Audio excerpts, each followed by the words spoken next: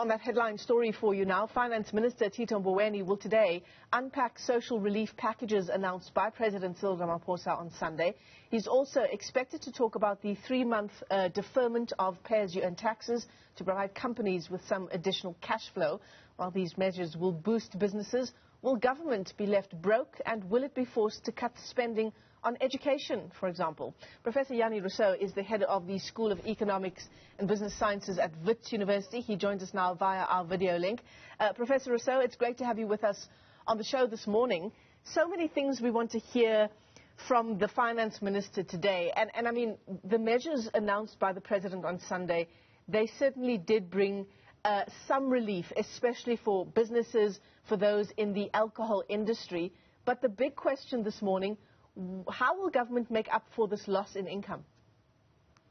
Good morning, Michelle, and good morning to the viewers. Indeed, it's necessary for South Africans to understand the cost of the measures announced.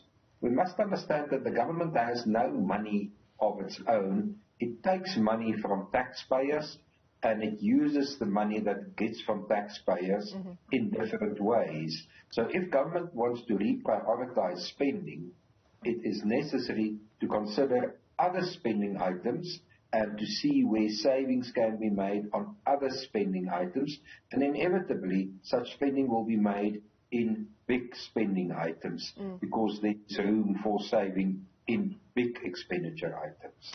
It was necessary, though, wasn't it, Prof? These measures announced by the president on Sunday. If we look at the alcohol industry, for example, billions of rand lost to that sector after successive lockdowns and successive bans on the sale of alcohol.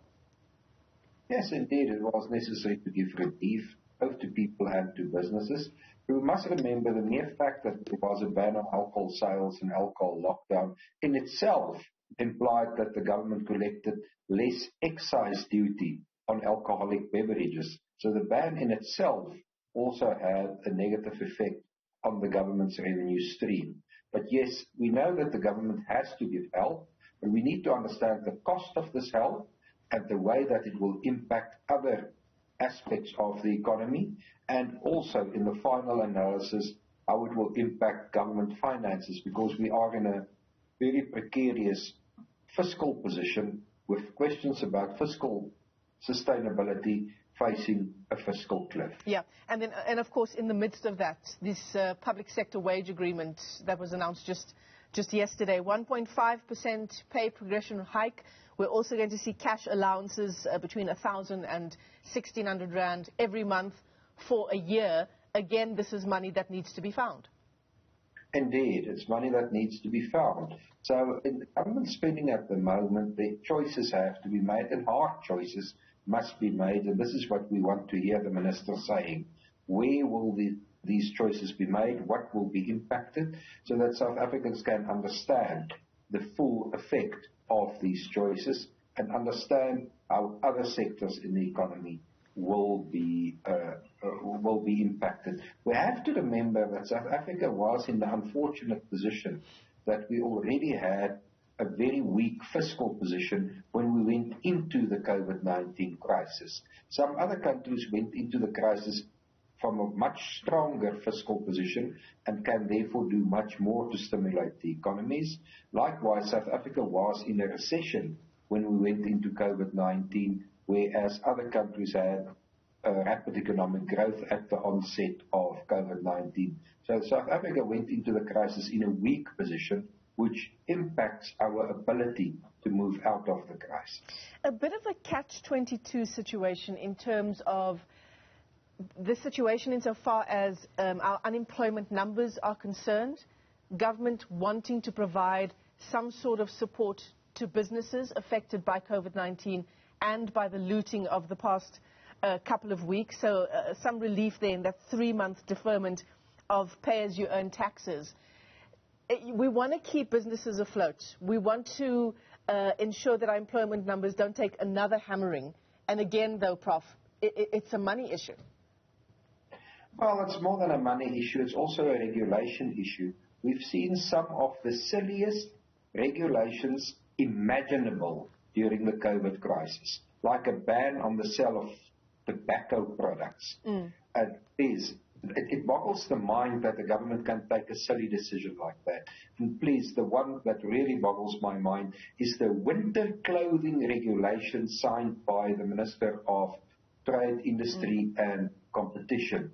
I mean, the winter clothing regulation is the pinnacle of stupidity if I've ever seen it in my life. I wish you would invite the minister on the show with me. I would love to debate that stupidity with him. But it's stupidity. You can't call it anything else. So government must get rid of a lot of regulations that we can call nothing but stupidity, which will in itself help businesses to move forward. Yeah. You said it, Prof. I mean, there are now, calls for, or rather predictions for where the money will come from. Worst case scenario, some people are talking about perhaps the education sector being affected with a cut in its budget to try and claw back some of this cash. Yeah, I work in the education sector from Wits University, but I do understand that the education sector has a large budget. So that's definitely an area where the government will look for money. Under other conditions, the government might have looked at the defense budget, because that's also a big expenditure item. But with the recent unrest, we can't cut defense expenditure. So we have to look at the big spending items to see where there's room for cuts. It makes no sense to look at small expenditure items, except if you take sensible decisions and just close some of these programs. Like this Department of Small Business, just close the thing. And we will save a lot of money that can be used to help small businesses, because the Department of Small Business has not helped one small business in all the years of its existence. It's just been a drain on the fiscus. So the next step will be to close certain departments that we no longer need in this country, that really don't serve the people, and use that money to help businesses and help households in need by giving them social grants. Yeah. I mean, so it's necessary to look then at a next level, which programs of the government we can simply get rid of, and I hope that a zero-based budgeting approach will achieve that objective. And in general, a trimming down of the cabinet as well. Should we be looking there also? We should trim the cabinet, and we should trim the number of government departments at central government level. Remember, one minister can be responsible for more than one department. So it's necessary to trim the cabinet and to trim the number of departments, like the small business department that we have at central government level. We simply have too many government departments, not only too many cabinet ministers. And I don't even want to talk about deputy ministers. I've never understood what their jobs are. Yeah. Well, particularly in a context where the Deputy Minister of Health, for example, didn't take on that portfolio when the minister was on suspension. The strange thing is a deputy minister may not act as a cabinet minister in South Africa. As a deputy director general may act as a director general. A deputy minister may not act as a cabinet minister. So somebody must just explain to me what their job descriptions are and what their roles are.